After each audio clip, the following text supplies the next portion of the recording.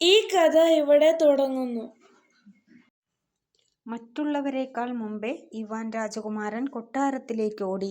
അവിടെ താൻ തവള രാജകുമാരി ഉരിഞ്ഞിട്ട തൊലി കണ്ട്.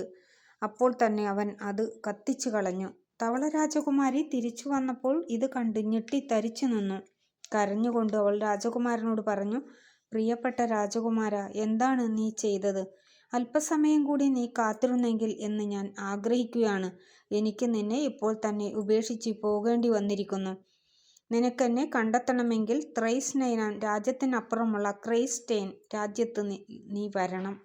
ഇത്രയും പറഞ്ഞുകൊണ്ട് തവള രാജകുമാരി അപ്രത്യക്ഷയായി. ഇവാൻ രാജകുമാരൻ ദുഃഖത്താൽ തളർന്നുപോയി. തൻ്റെ ഭാര്യ തന്നെ വിട്ടുപോയതിൽ രാജകുമാരൻ സ്വയം കുറ്റപ്പെടുത്തി. 1 വർഷം കടന്നുപോയി. തവള രാജകുമാരിക്ക് വേണ്ടി ഇവാൻ അപ്പോഴും ആഗ്രഹിച്ചു. ഏകാന്തത സഹിക്കാൻ കഴിയാതെ ഒരു ദിവസം തൻ്റെ പ്രിയതമയെ തിരക്കി ഇവാൻ രാജകുമാരൻ യാത്ര തിരിച്ചു. അവൻ കുറേ ദൂരം യാത്ര ചെയ്തു. ഒടുവിൽ കാടിനഭിമുഖമായി നിൽക്കുന്ന ഒരു കുടിൽ കണ്ടു. അവൻ കുടിലിനോട് അപേക്ഷിച്ചു, ചെറിയ കുടിലെ, നിന്റെ മുഖം എൻ്റെ നേർക്കു തിരിക്കൂ.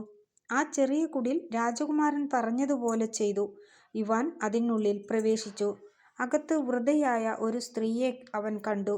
കഴിക്കാനും കുടിക്കാനും കിടക്കാനുമുള്ള ഏർപ്പാടുകൾ തനിക്ക് ചെയ്തു തരണമെന്നും ഇവാൻ വൃദ്ധയോട് അപേക്ഷിച്ചു.